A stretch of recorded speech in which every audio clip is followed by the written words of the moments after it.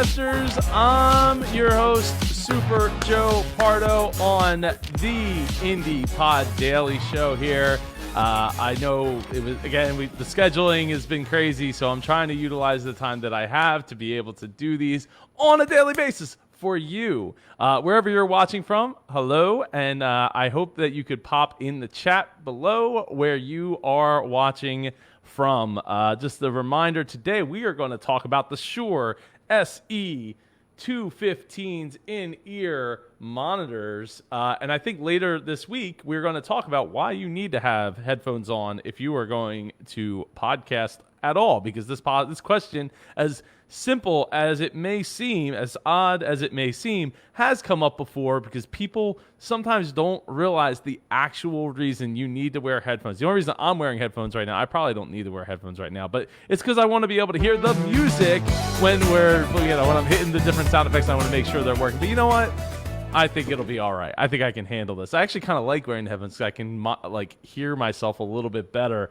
I see that there is some chat in the comment. I got a Yo Joe from Facebook user. Hi Joe, checking in from Overland Park. I assume that's Kansas? KS? I'm not sure. Carrie, what is going on? She loves the 215s. Kevlar wires prevent the cats from destroying them. Oh wow, yes. I guess, well, I don't think mine are Kevlar wires. I mean, I guess you had to buy that separately, which would make sense if you're going to have cats trying to get them. Yes, that is in Kansas. Great. I can't see who that is at the moment because I don't have Facebook, but let me see if I can pull this off. Can I go in here? And I'm not sure, let's see, but not my kid. He broke them, and then we had a moment of silence on our latest podcast. That is sad. That is really sad.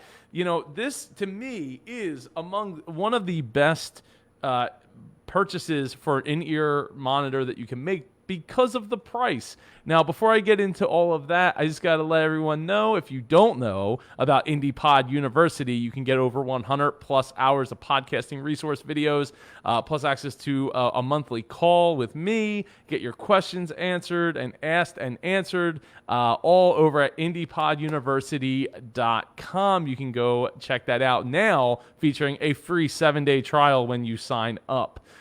So it starts at $9.99, and you get a free 7-day trial. And if you don't know, Carrie in the chat below is going to be one of our many 20-plus speakers speaking on June 13th over at indiepodcon.com/virtual. It's going to be hosted here in the IndiePod group. I'm looking forward to it. It's going to be an amazing 8 hours packed with more than 20 speakers. It's going to be a great time. We're going to be raising money for a charity, which I actually gotta stop procrastinating and go and post a poll to find out which charity, which nonprofit should we be raising money for, and putting cookies on our foreheads to do so. Because I want to raise a couple $100 for a nonprofit that could help. So if you have any suggestions, throw it in the chat. I'll add it to the poll, and we will get it rolling. Definitely a must for new podcasters. Yeah, I would say they're really comfortable. So thank you for softballing that in there, Carrie. They come with both foam tips, so you could. It might be a little hard. You can get foam tips, which you can crush and get stuck in your ear, and it feels pretty good. It comes with multiple sizes, both in rubber. So I have mine with the rubber tips right here, the smallest rubber tips versus the foam. I used to prefer the foam, but I don't know. Lately, I just the rubber is fine. I don't mind it. Carrie, what do you use with yours? Do you use the foam tips or the rubber tips? Another great feature about these is they're detachable. So I'm not going to actually detach mine, but you can't. Well, maybe. Oh, there we go. You can actually detach the headphone from the cable, so you can get the replaceable cables. And as Carrie pointed out, you can get a Kevlar cable for your headphones if you have cats that are trying to rip at them all of the time. It's a nice lightweight cable. She's using foam. Carrie, how long can you have them in your ear before they start to bother you? I mean, for me, it's probably a little over an hour. So what I find myself doing is switching between these and another pair of headphones that I use, which are open backs, DT990 Pros. that use a lot. It's 250 ohms, so it takes a lot to power these babies. And I'll talk about these at another time as well. These are some of my favorite headphones as well. But sometimes you don't need all that big, heaviness on your head, especially when it's during summertime and it's warm, right? It's warm in the house. It's warm in here. And you don't want earmuffs to just make you start like sweating down. You're just going to look really, really, really bad on camera if you're sitting there sweating it away, sweating to the oldies, as Richard Simmons would say. Let's see. Oh, and I rhymed there. How about that? Let's see, Carrie. I've worn them up to 6 hours without a huge problem. That is that deserves a bell, because I think the most I could probably wear them is like 2 to 3 hours before my ears start kind of bothering me a little bit, and I start taking them out. I'll pull one out, pull one in. One other great thing I love about these versus other in-ear headphones is the bendable cable here. So at the end, you can bend them and straighten them out. And bend them, customize it right to your ear. So the way I pull this down. I keep the I don't know, whatever you call this, the neck strap thing. I use that when I'm not using them. I pull it tight so that it can't get all jumbled up and all that. They're comfy with glasses. Yes, they absolutely are. They're more comfy than wearing these with glasses. I mean, I like these, and they feel all right with glasses. They're big and soft and cushy, and I'll talk about them in a future episode. But they do. So let's see. I'm going to pull it off. You're going to and you can clean them. Yes, they come with a little tool so that you can clean them out, and you should clean them out because your earwax is nasty. And it needs to be these need to be cleaned. So you just you put it over the back of your ear, roll it like that, and then you just kind of tuck it in and boop, pop it right in, and it's comfy. I mean, I like I said, I could wear these for a while. I will say that in recently I used these Soundcore from Anchor headphones as well. So I mean, these only last about an hour and a half to 2 hours on a charge, but it's nice to not have the wire. So I'll talk about these in a future episode as well. They're not super accurate, and there is a delay, which is one of the reasons you want a cord, especially if you're hitting the pause play button for your editing and stuff like that. If you want to plug it into the Focusrite 2i2, Scarlett 2i2, you're going to need an adapter. So you just pop that adapter on like so. So you get these set up and plugged into your ears like so. So you can see I have it like this and like this, and then it's not totally sound padding, but it's definitely sound dampening.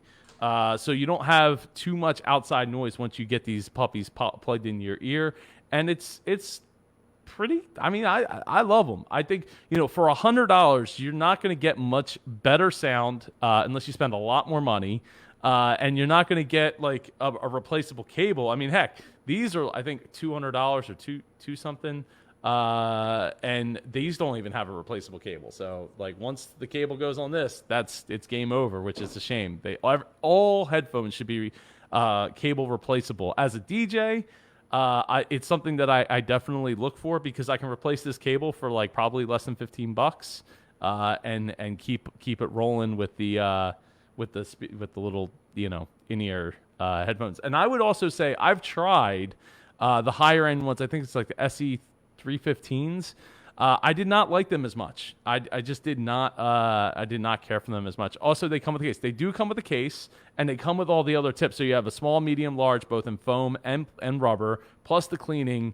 I don't have it I don't have it out here with me, but and I've been using SE215s. I think I got my first pair. I'm on my third pair now. I think I got my first pair back in like probably 2005 or 2006. I feel like I had a pair back then. And the annoyance at the time was there was no in-ear, or there was no inline microphone. And then there were some solutions where you could actually, I think I might have bought a cable at one point that came with an inline mic. So there are options out there, I believe. And I could pull it up now, but so you get all these awesome features. It's a great, nice long cable, as you can see, it's definitely a great investment, especially during the summertime, because during wintertime, I mean, I'd rather have a little extra warmth. But during summertime, I want to be able to not have that pushed up against my head, causing me to sweat.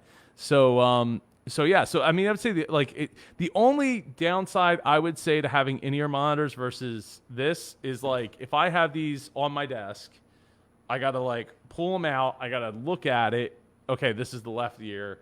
Throw it over the left ear. Throw it over the right ear.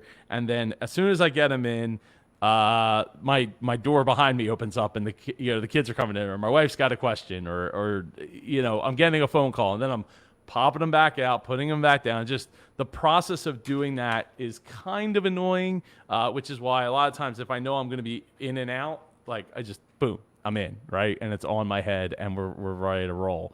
Let's see.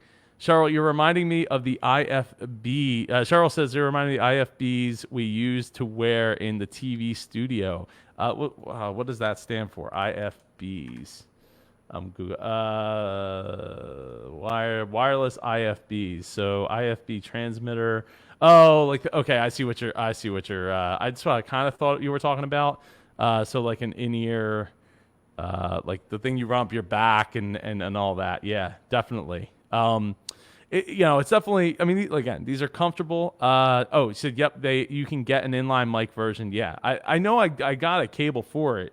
I want to say. First produced back in, like I said, I don't know if I got them when they first came out. When did they first come out? Let's see if we can find on Wikipedia. SE215, and of course it's not there.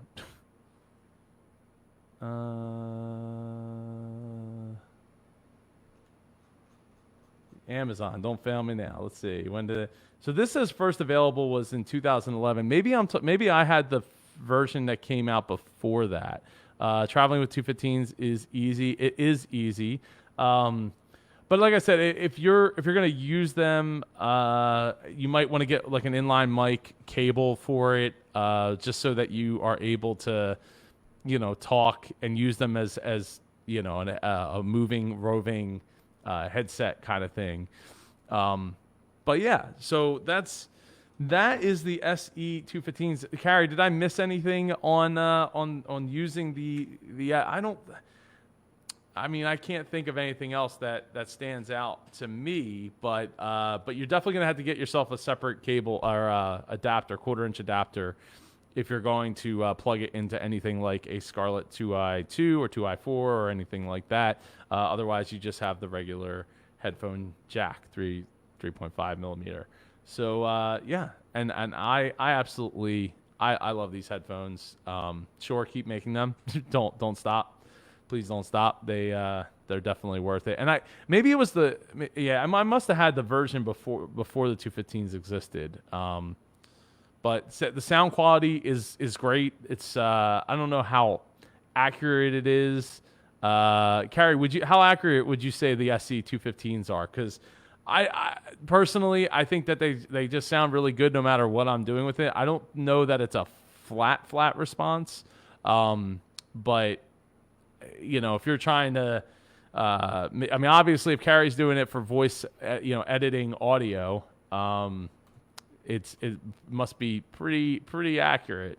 They're definitely worth the price. Plus, they are great for listening to music on your phone. They absolutely are. They're great for music, great for editing, great for overall desktop usage. Like I said, the one downside I would say is how long it takes for me to get it off my desk, pull the cable down, and get them figured out which one's left, which one's right, and put it in my.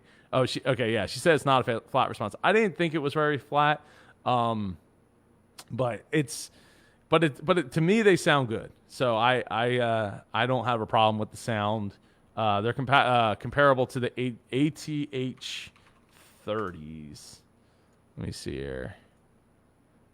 And that's not it. The ATH 30 headphones. The Harrod phones, yeah. Closed back. Okay, and again, the comparable price, right? At like $100 apparently. So that's except these are in your ear. They people aren't going to be able to really hear what you're playing, and they're comfortable to wear for hours on end. As Carrie has said that she wore that for 6 hours with little issue. Like I said, I can wear it for like 2-3 hours. I just have to like every once in a while pop one out of my ear and like readjust. But maybe I'll give the foam tips a try again because I feel like I don't know. I feel like I should. All right, everybody. Well, I'm looking forward to tomorrow's IndiePod Daily where we have Karen Yankovich coming up to talk about growing your personal brand on LinkedIn. I'm excited. That's going to be at 8 o'clock Eastern, 8 p.m. Eastern tomorrow night, Wednesday night. And always a good time talking to Karen, and I'm looking forward to it for tomorrow. And Carrie says the foam is awesome. I will give the foam another try. I will give it another try and see if I can make it work for me. But yeah, other than that, we are moving forward with oh yeah, don't forget Saturday. Oh, that's the wrong thing. June 13th, podcasting for beginners. If you're new to podcasting, you want to make sure you're here in the group. Or you can go to indiepodcon.com/live to check out the virtual conference that's going all day. Karen loves Karen Yankovich. I love Karen Yankovich. You're going to love Karen Yankovich because she's going to help you get your LinkedIn game leveled up like she has done for me. All right, everybody. I hope you all have a great night, and I will see you all tomorrow. Again, go check out indiepoduniversity.com for a free 7-day trial. Looking forward to seeing you all, and I'm going to have more news on the upcoming event in September. Hopefully, in the next couple of weeks here, we'll have an official announcement about what we're doing for September amid the COVID-19 crisis. Everybody have a great night, and I will see you all tomorrow night at 8 o'clock p.m. here in the IndiePod group.